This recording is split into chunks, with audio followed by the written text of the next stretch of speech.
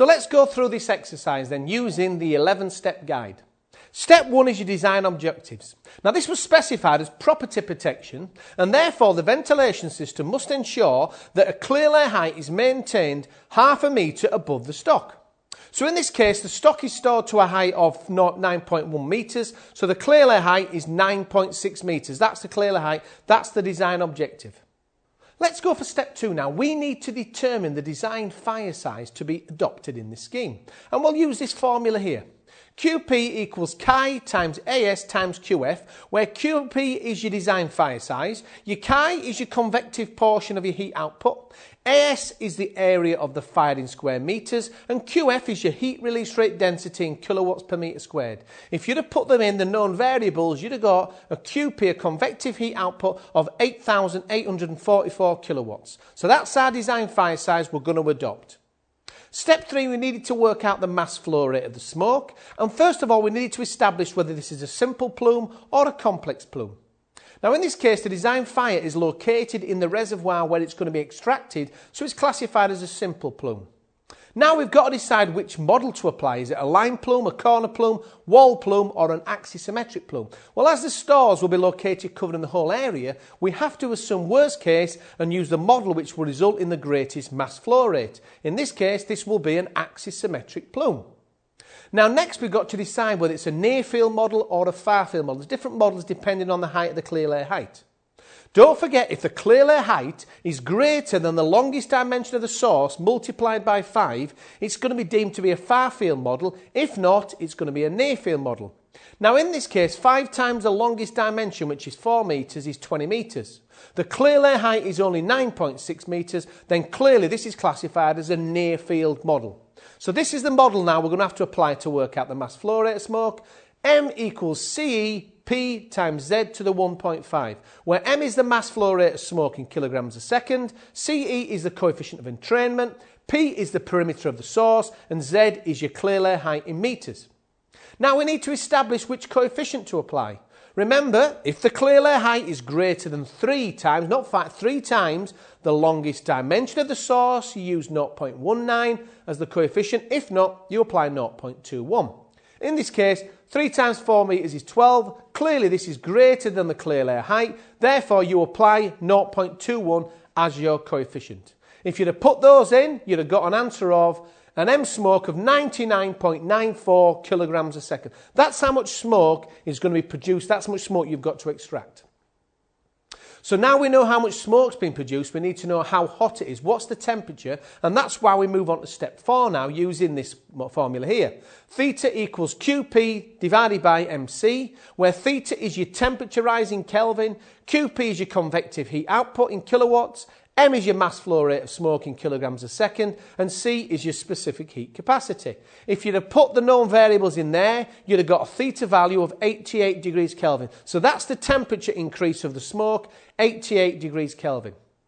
Now you need to work out the absolute average temperature of the smoke using this formula. TL equals the absolute average temperature of the smoke in Kelvin, TO is your ambient temperature of the smoke, and theta is your temperature increase. If you'd have put them in, assuming 288 is your ambient, you'd have got a temperature of the smoke layer of 376 degrees Kelvin. So we know how much smoke we've got and we know how hot it is. Now we need to start determining how we're going to extract the smoke. Now before determining this, you should consider stratification, and this is covered in step 5. Now in this building, due to having such a low clear layer height, stratification should not be a problem and should be ignored. It's only 9.6. It's never going to stratify at that. So in this case, you wouldn't actually have to carry out the stratification check. Let's move straight on to step 6, which is determining the ventilation requirements. Now you've got a choice. You can either go for natural ventilation or mechanical ventilation. Now generally natural ventilation is preferred mainly due to cost implications, and that is if it's possible. So you've got to consider it's possible. If it is possible, then normally people will go for this route unless the client decided they didn't want to go for that. And in this situation, it will clearly be the option. Let's progress on the assumption that natural ventilation is going to be installed. Now the first thing to determine is the number of reservoirs that you're going to have in your building. Now for cost reasons, again, people would normally try and have the minimum number of reservoirs that you can have. Now there are limits to the maximum sizes you can have for reservoirs, and for natural it's 2,000 square metres, However, if it's just for property protection, it can go up to 3,000 square metres. And this is just basically there because in the case for life safety, as well as this, it's due to extended travel distances. So if it's just for property protection, you can increase it to 3,000 square metres. So let's look at our warehouse. Now the building is 200 metres by 90 metres, which gives us an area of 18,000 square metres. Now the maximum size of reservoir, as we said, is 2,000 square metres, and so we clearly need 18,000 divided by 2,000, we need at least 9 reservoirs. However, let's look at the building and see by the dimensions, you're not going to get 9, you're going to get 10. So this is what you need, 10 reservoirs in this building. And we've also got to check that no dimension is longer than 60 metres. So what you've got to do, it's not just the area, you can't have any dimension longer than 60 metres. Again, this is to meet travel distances. And in this case, it's okay. So we can get away with 10 reservoirs. Now we need to determine the area of ventilation required to extract the amount of smoke that would be produced in a fire that might enter each reservoir. And this is termed the AVCV factor. And the formula to apply is this one here. You've seen this before, the AVCV factor. Now, if you put all your known variables into this form, as you can see here, and the key is your AVCV, AICI, where you've got to put in 1 divided by 9. Because in this case, we are assuming that all the vents are going to be open. You've got 9 inlets, 1 outlet, 1 divided by 9. Put all those in, you'd have got an AVCV requirement of 17.54 square metres. That's what you need of aerodynamic area in each reservoir.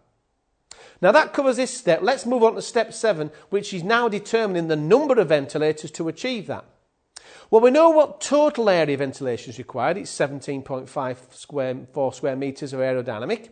And in other words, we've got to now take into account the coefficient of the ventilators. This is aerodynamic area. Now, if ventilators are very rarely 100% efficient, they're not. Generally, they're 0.6 to 60% efficient. So we need to work out now geometrically what we need. So if you divide 17.54 by 0.6, we actually need 29.33 square metres of geometric area, assuming a coefficient of 0.6. Now, don't forget again, ventilators do not come bigger than 6.25 metres. That's all you're going to get, 6.25 square metres. So we need at least 29.33 divided by 6.25. We need at least 4.7, or should we say at least 5 ventilators per reservoir. That's the absolute minimum number of ventilators we need in this area. So, where do we locate these ventilators? So you've got to now work out now where you locate them, because it might turn out you might need more. Now, before you do this though, you've got to carry out step 8, and this will help you, the stagnation check. And again, stagnation check only applies to natural ventilations, and it means that ventilators cannot be more than 10 metres from the side of a reservoir and no more than 20 metres apart. And this is because the smoke may stagnate in between the vents, cooling and descend as a consequence. It's not going to get out. So you can't have too big a distance between them in a natural ventilation system. If we look at our reservoir itself, it's 45 metres by 40 metres, and the key thing you do is you mark lines at 10 metres from the edge and a maximum 20 metres from each other. So as you can see here, this shows us where we need to install the ventilator. You do it at the crossover point. So you put your line in 10 metres from the edge with a maximum of 20 metres in between them all. You draw the lines out, and where they cross over, that's where the minimum you need a vent. And this shows us where we've got to install them. So, in this case, as you can see, we need at least 6 ventilators located here. So we need at least 6. Now, when we calculated the required number of ventilators, due to the mass flow rate of smoke, we needed 5, but to meet the stagnation check, we need at least 6. So in this case, we need 6 ventilators with a total geometric area of 29.33 square metres. So you can reduce the size of each one, but we need at least 6, with each one having an area of 4.89 square metres. That's how you work out how many ventilators in a natural system. Now that covers step 8. Let's move on to step 9. This is the plug hole in check, and this applies to both natural and mechanical. And this is the formula to apply to determine the critical exhaust rate before the onset of plug hole in this formula here. Now don't forget, as we went through, you need to work out the aerodynamic width, the WV, using this formula. You've got to work out the aerodynamic width to insert in the formula using this. WV equals 4 times AV per vent divided by pi, all to the power of a half. If you'd have put them in, you'd have got a WV of width of an equivalent ventilator in circular of 2.495 metres. You need that to insert in the critical rate of plug hole in, 2.495. So again, the width of a circle that would have the same area as our ventilator would be 2.495. Let's put in our known variables. In the formula, you'd have got an M crit of 211 kilograms a second. So if more than 211 kilograms a second is coming out of each vent, we will get plug hole in. Now in this case, we've got 99.94 kilograms leaving each reservoir. So if you divide that by the number of ventilators, you've got 6. You're only going to get 16.65 kilograms a second leaving each ventilator. And the critical, the M crit, is 211 kilograms. Well clear. We're confident that plug hole in will not occur. You've finished that step. So let's summarise where we're up to now. We need at least 6 ventilators with a total aerodynamic free area of at least 17.54 square metres, with each one, because we've got 6 of them, having an aerodynamic free area of at least 2.93 square metres. That's what we need. That covers step 9. Step 10 is to check the air inlet velocity if necessary. Now in this case, the exhaust method is natural, so the replacement air velocity check is not required. You're not forcing the air, you're not dragging it, you're not doing that, it's not a mechanical system, it's natural, you don't have to carry out this check. The final check you need to carry out is step 11, which is your post-design considerations. And in this, you would ensure that the weather conditions would not have an adverse effect on the ventilation, that the pitch of the roof is not greater than 30 degrees, and that adjacent buildings or roof geometries will not affect pressures outside the ventilators. Don't forget we said earlier in the post-design considerations, if you've got a building very, very tall near your vents, you might not be able to have natural ventilations. If any of these are an issue, then measures would be needed to ensure the vents would work as expected. That completes this exercise.